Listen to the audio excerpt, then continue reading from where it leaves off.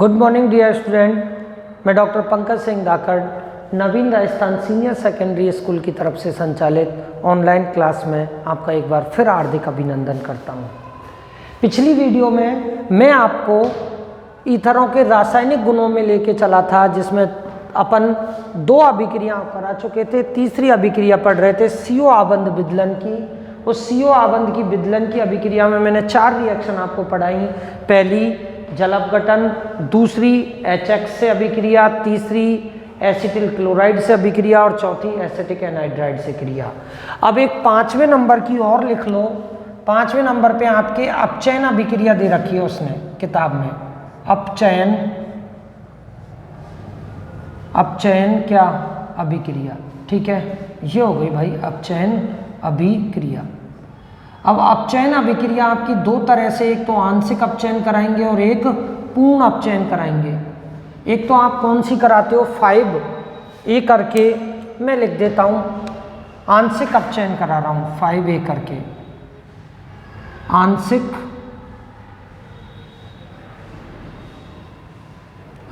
क्या करा रहा हूँ, अपचयन करा रहा हूँ, अपचयन, ठीक है।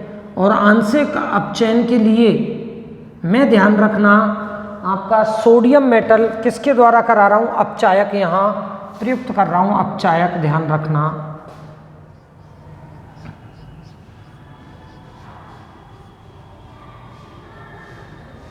अपचायक के रूप में मैं भाई यहाँ sodium metal plus liquid ammonia के क्या लिक्विड सॉल्यूशन की क्या कर रहा हूँ, बात कर रहा हूँ, ठीक है। हो गया। आगे चल को तुम ब्रिज रिडक्शन तो नहीं होगा, लेकिन अभी तो बस यही याद रखो, अपचयन करा रहे हैं सक्रिय धातु किसकी उपस्थिति में, अमोनिया, लिक्विड अमोनिया की प्रेजेंस में। ये दोनों यहाँ से क्या करते हैं, क्रिया करते हैं। आपको बनता है सोडामाइड और हाइड्रोजन गैस क्या होती है, रिलीज होती है। और वो हाइड्रोजन गैस जो मुक्त हो रही है वो किसकी भांति कार्य करेगी, अपचायक की भांति। किसकी भांति, अपचायक की भांति, ठीक है। कराएं कैसे, देख लो भाई। रिएक्शन कैसे होगी, मैंने कोई भी ईथर ले लिया, चाहे सममित लो चाहे असममित लो, कोई इशू नहीं है, ठीक है। इसका मैं अपचयन करा रहा हूं किसके साथ, Na solid plus NH3 liquid के साथ, प्लस NH3 क्या ले रहा हूँ, लिक्विड ले रहा हूँ, गर्म कर रहा हूँ। ये आपस में क्रिया करके सोडामाइड और हाइड्रोजन गैस मुक्त करती है। तो ये दोनों जब क्रिया करते हैं तो कितने हाइड्रोजन काम आ जाती है, मुक्त हो जाती हैं, 2 हाइड्रोजन क्या होती है यहाँ से मुक्त होती हैं, 2 हाइड्रोजन परमाणु।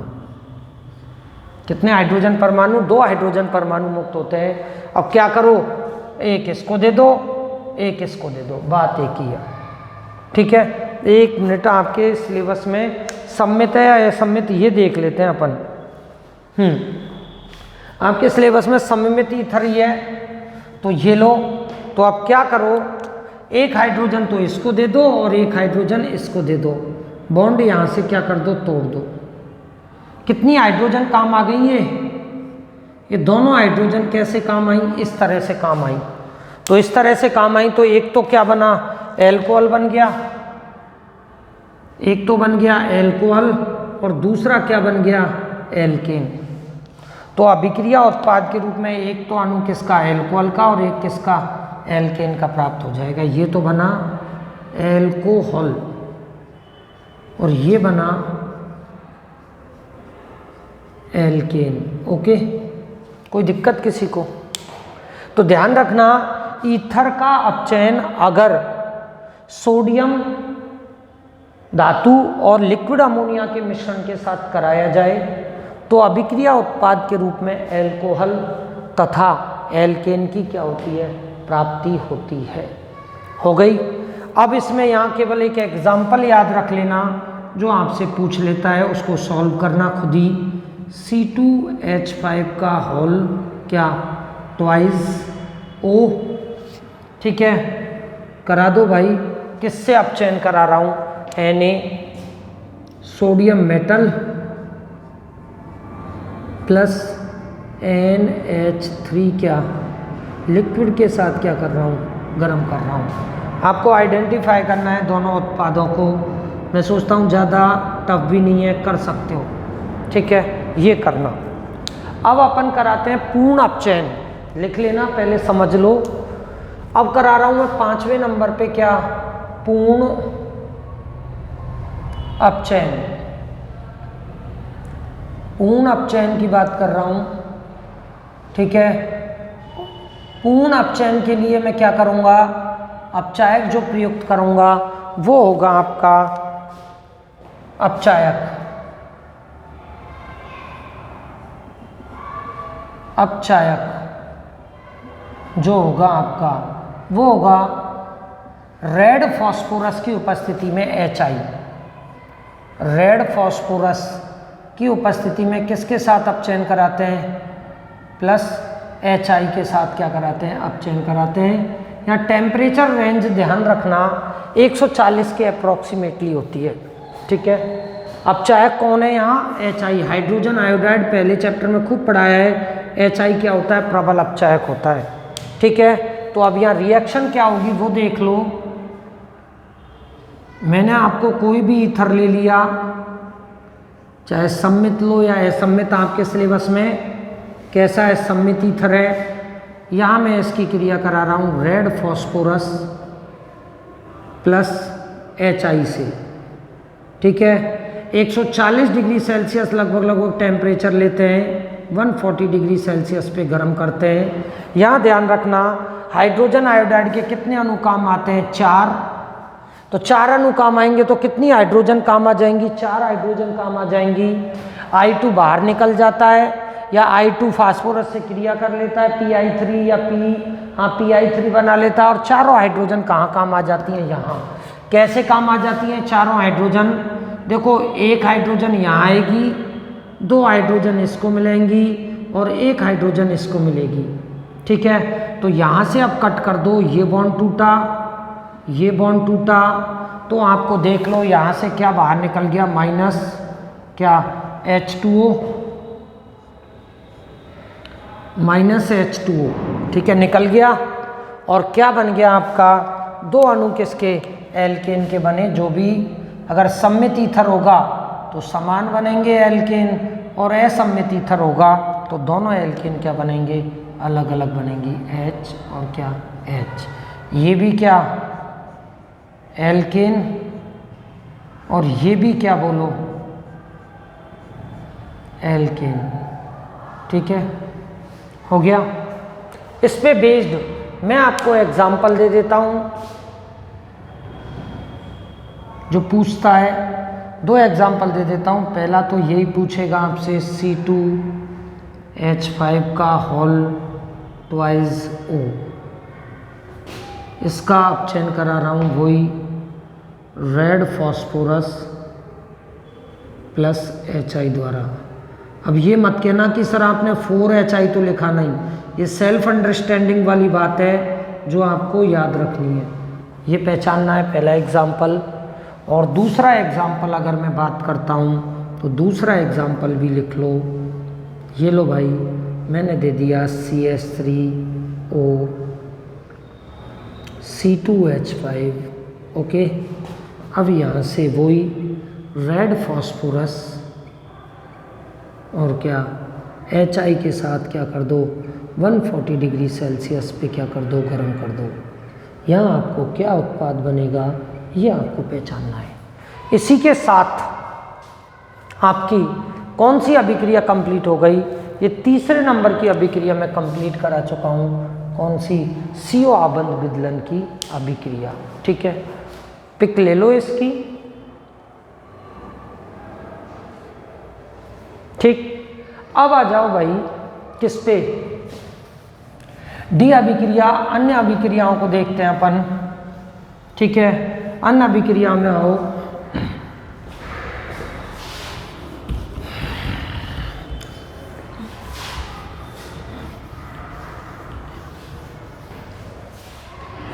अन्य अभिक्रिया, चलो भाई देखें अदर रिएक्शन। डी।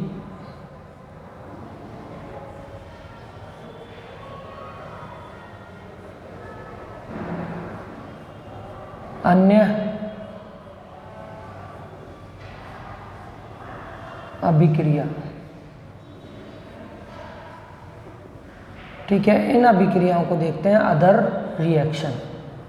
ठीक है, अदर रिएक्शन में देखो कौन कौन सी हैं।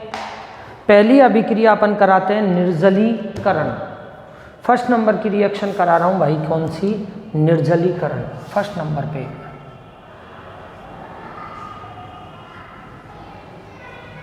निर्जली क्या करण।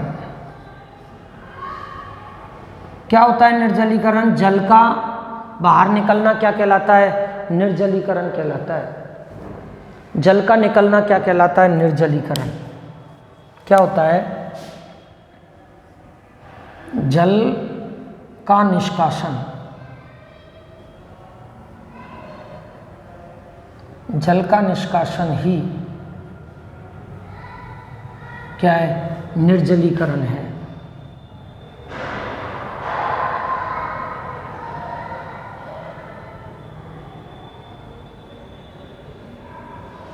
ठीक है, अब आओ क्या करते हैं अपन, यहाँ निर्जली कारक के लिए अपन या तो एल्यूमिना ले लो या सांद्र H2SO4 लेते हैं। मैंने आपको बता रखा है यहाँ आप निर्जली कारक लोगे जो जल को निकालने के लिए आवश्यक है। निर्जली कारक जो आप लेते हो वो होगा क्या? सांद्र। क्या होगा? सांद्र H2SO4। ये मैंने आपको पहले भी पढ़ाया था। सांद्र H2SO4 के साथ क्या कर दो? गर्म कर दो, तो ये निर्जली कारक है। मतलब सांद्र H2SO4 की प्रॉपर्टी ऐसी होती है कि वो सामने वाले में से जल के अणु को ढूंढता है और तुरंत खींच लेता है। क्या होती है रिएक्शन वो देखो। मैं डाई एथिल ईथर को सांद्र H2SO4 के साथ क्या करा रहा हूँ भाई? अभिकृत करा रहा हूँ। देख लो, ये आपका क्या हो गया? डाई एथिल ईथर हो गया। इसको मैंने क्या किया है? सांद्र H2SO4 के साथ क्या कर दिया है? गर्म कर दिया है। सांद्र H2SO4 के साथ क्या किया है? गर्म किया है। गर्म करेंगे तो यहाँ से आपका क्या बाहर निकलेगा? जल निकलेगा। कैसे निकलेगा वो देख लो भाई। इस CH3 को मैं कैसे लिख रहा हूँ? CH2 और क्या लिख दूँ? H और क्या लिख दूँ? H। किसी को कोई ऑब्जेक्शन नहीं होना चाहिए। लिखने का तरीका है, याद रहने में सुविधा मिलेगी तो लिख रहे हैं। क्या होगा यहाँ से? देखो ये H गया, ये H गया और ये ऑक्सीजन गया, निकल गया। क्या बाहर निकला? बोलो माइनस। बोलो क्या निकल जाएगा? माइनस H2O निकल गया। फाइनली इन दोनों के बीच में क्या आ जाएगा? यहाँ भी सिंगल बॉन्ड, यहाँ भी सिंगल बॉन्ड, तो 2 टाइम्स ऑफ क्या बन गई? Ethylene. CH2 double bond CH2, क्या नाम हुआ? एथिलीन की प्राप्ति हो गई। तो कहने की बात क्या हुई? डाई एथिल ईथर को सांद्र सल्फ्यूरिक अम्ल के साथ गर्म कराओगे तो आपको निर्जलीकृत उत्पाद के रूप में एथिलीन प्राप्त होती है। फिर रिपीट कर रहा हूँ, सांद्र सल्फ्यूरिक अम्ल की उपस्थिति में या डाई एथिल ईथर को सांद्र सल्फ्यूरिक अम्ल के साथ गर्म करने पर अभिक्रिया मुख्य उत्पाद के रूप में एथिलीन की प्राप्ति होती है। ओके, ठीक है, ये हो गया आपका निर्जलीकरण। इसके बाद आपका आता है भाई दूसरे नंबर पे दहन। दूसरे नंबर की जो रिएक्शन है वो आपकी आती है भाई क्या? दहन। देख लो दहन। ठीक है, दहन आप जानते हो, पूर्ण दहन कराएंगे। दहन भी कैसा होगा? पूर्ण दहन कराएंगे अपन। इसमें लिख देता हूं मैं कौन सा दहन पढ़ाऊंगा। पूर्ण दहन। और अपन जानते हैं जब किसी भी कार्बनिक यौगिक का पूर्ण दहन कराओगे तो वो क्या जलवाष्प और CO2 बनाता है। तो कराएं दहन, करो भाई, रिएक्शन ही देख लो। मैंने ले लिया डाई एथिल ईथर,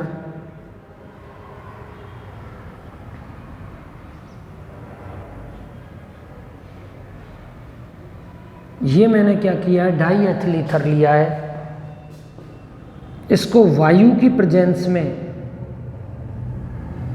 क्या कर दिया है, जला दिया है। ठीक है, वायु चाहिए, एयर, क्यों दहन वायु में ही तो होता है, जलाए। तो आपको क्या बनेगा, कार्बन कितने हैं, 1 2 3 4 कार्बन, तो 4 टाइम्स ऑफ क्या निकल जाएगा, CO2 गैस के रूप में। मैंने आपको बता रखा है पूर्ण दहन पर कार्बनिक यौगिक कार्बन तो CO2 के रूप में और हाइड्रोजन के रूप में, जलवाष्प के रूप में क्या निकल जाती है बाहर, H2O। किस रूप में, वेपर्स फॉर्म में, यानी जलवाष्प रूप में क्या निकल जाएगी, बाहर निकल जाएगी। आया कि सर रिएक्शन को बैलेंस करो, तो कर लो भाई।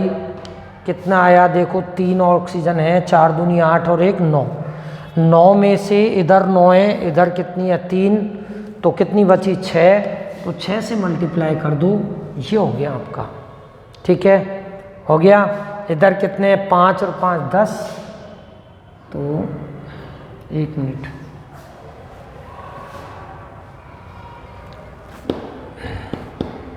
पाँच H2, ये लो देख लो, 4 कार्बन, 4 दूनी 8 और 5, 8 5 13 ऑक्सीजन, 12 और 1 13 ऑक्सीजन, 10 हाइड्रोजन, 10 हाइड्रोजन। तो सिंपल सी बात क्या लिखोगे, अगर डाई एथिल ईथर का वायु में पूर्ण दहन कराने पर आपको जलवाष्प तथा कार्बन डाइऑक्साइड की क्या होती है, प्राप्ति होती है। हो गया, ध्यान रखना, डाई एथिल ईथर वायु में पूर्ण दहन पर क्या बनाता है, CO2 तथा जलवाष्प बनाता है। ठीक है, इसके बाद आपकी तीसरे नंबर की रिएक्शन अपन कराते हैं, जो है वो है आपकी क्या, कार्बन मोनोऑक्साइड से अभिक्रिया। किससे, कार्बन मोनो क्या ऑक्साइड, कार्बन मोनोऑक्साइड से क्या कराएंगे, अभिक्रिया कराएंगे। ठीक है, ये लो भाई, कार्बन मोनोऑक्साइड से अभिक्रिया। इसमें क्या होगा देखो, कार्बन मोनोऑक्साइड से जब अपन अभिक्रिया कराएंगे तो यहाँ CO कार्बन मोनोऑक्साइड अणु का डाई एथिल ईथर में क्या होगा, एंटर होगा, एंट्रेंस होगा, यानी प्रवेश होगा। और जब किसी एक अणु को किसी दूसरे अणु में आप एंट्री देते हो तो आपको दाब क्या लेना पड़ता है, ज़्यादा लेना पड़ता है। तो इस अभिक्रिया में दाब आपको ज़्यादा की ज़रूरत पड़ेगी। एक उत्प्रेरक ले लेते हैं, उत्प्रेरक के रूप में कोई भी लुईस हम ले लो, जैसे BF3 ले लेते हैं। तो यहाँ देखो अपन क्या कर रहे हैं, रिएक्शन लिख रहा हूँ मैं कैसे, मैंने ले लिया CH3 CH2O क्या CH2 और क्या CH3।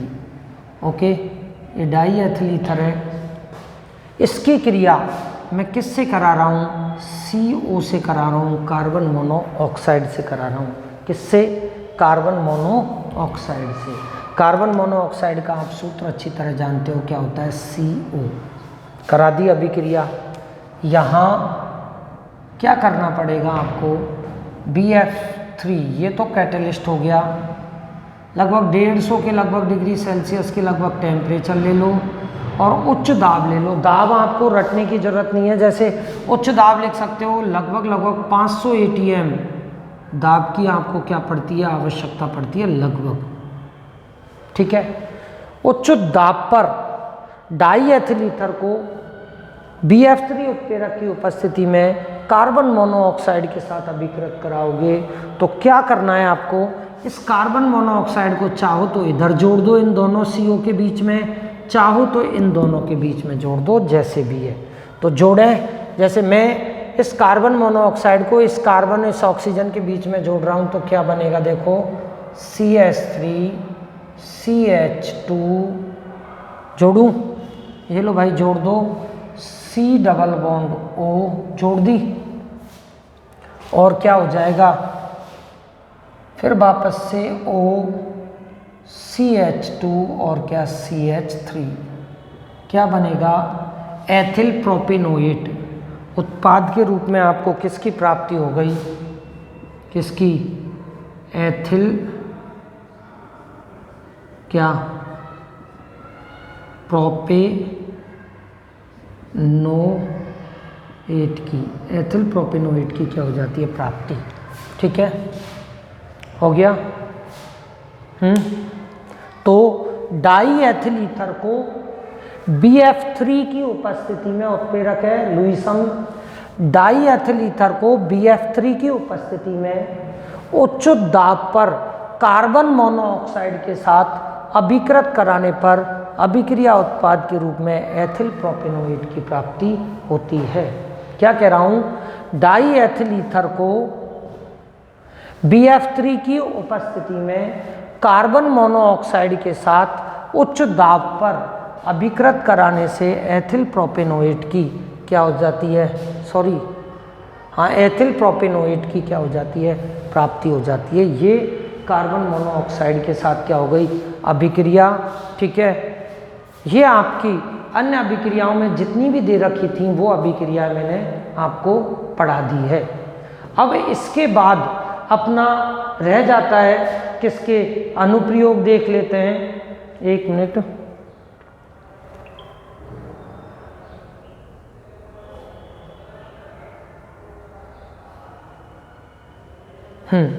इसके बाद अपन क्या करते हैं, अनुप्रयोग।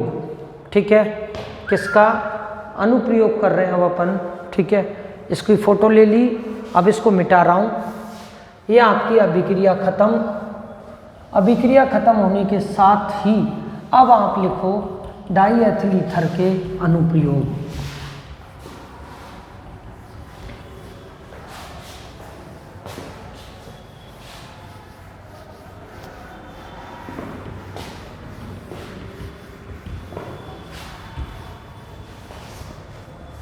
करें, हेडिंग है आपके ईथर के अनुप्रयोग। ईथर में अपन किसका देखते हैं, डाई एथिल ईथर, ईथर के क्या अनुप्रयोग। ठीक है, ये लो भाई, ईथर के क्या हो गए, अनुप्रयोग। करें, पहला अनुप्रयोग अपन देखते हैं ईथर का। ठीक है, पहला अनुप्रयोग देखो, क्लोरोफॉर्म के रूप, पहला जो इंपॉर्टेंट है, पहला क्लोरोफॉर्म के स्थान पर क्लोरोफॉर्म यानी CHCl3 के स्थान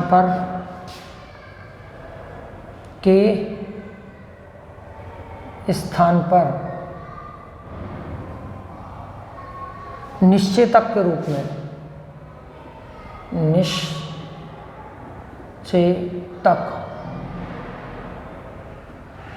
के रूप में। ठीक है, क्लोरोफॉर्म के स्थान पर निश्चेतक के रूप में इसका क्या किया जाता है, प्रयोग किया जाता है। क्यों, क्योंकि मानव शरीर पर यह कोई विषैला प्रभाव नहीं डालता। क्योंकि रीजन आ जाए तो कारण, क्योंकि अधिक मात्रा में यह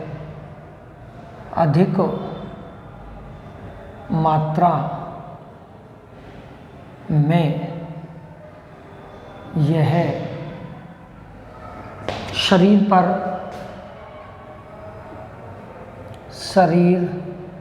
पर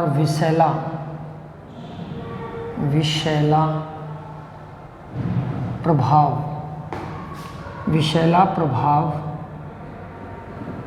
नहीं डालता, नहीं डालता। ठीक है, पहला। दूसरा जो प्रभाव है, दूसरा जो उपयोग है इसका, वो ध्यान रखना, कार्बनिक विलायक के रूप में, कार्बनिक, या ये लिख दें कार्बनिक अभिक्रियाओं में, कार्बनिक अभिक्रियाओं में, कार्बनिक अभिक्रियाओं में, किसके रूप में? विलायक के रूप में।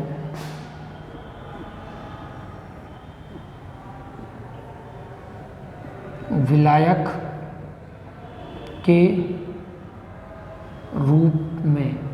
अब आ जाए कौन कौन सी अभिक्रियाएं हो गई, जैसे मैं लिख देता हूं, जैसे क्या? वुड्स अभिक्रिया, ठीक है, कोमा वुड्स फिटिंग अभिक्रिया, वुड्स फिटिंग,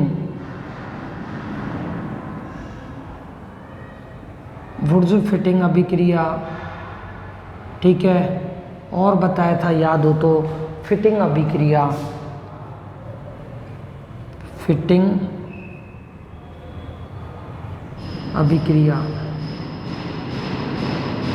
आदि, ये हो गई आदि, ठीक है, हो गया। तीसरा अपन क्या करते हैं, एल्कोहल तथा ईथर का जो मिश्रण होता है वो क्या कहलाता है? नेटेलाइट कहलाता है, जिसका उपयोग पेट्रोल के स्थान पर करते हैं। तीसरा, एल्कोहल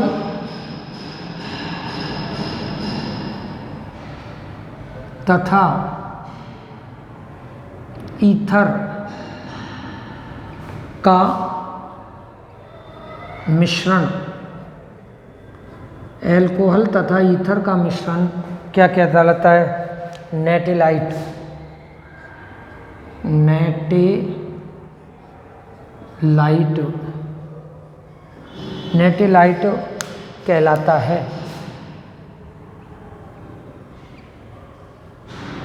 नेटेलाइट कहलाता है, जो कि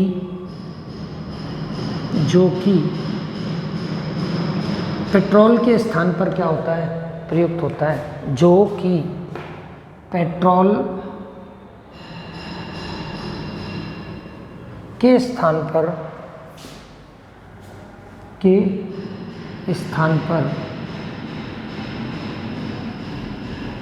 क्या होता है? प्रयुक्त होता है, ठीक है। और लास्ट एंड फाइनल इस टॉपिक का वो लिख लो, ठीक है। चौथे नंबर पे आपका लास्ट एंड हो जाएगा सौंदर्य प्रसाधन सामग्री। कोई नहीं पूछेगा, मतलब डीओ, परफ्यूम और ये आती है ना बॉडी स्प्रे, उनमें एसीटोन और ईथर का काम होता है, ठीक है। सौंदर्य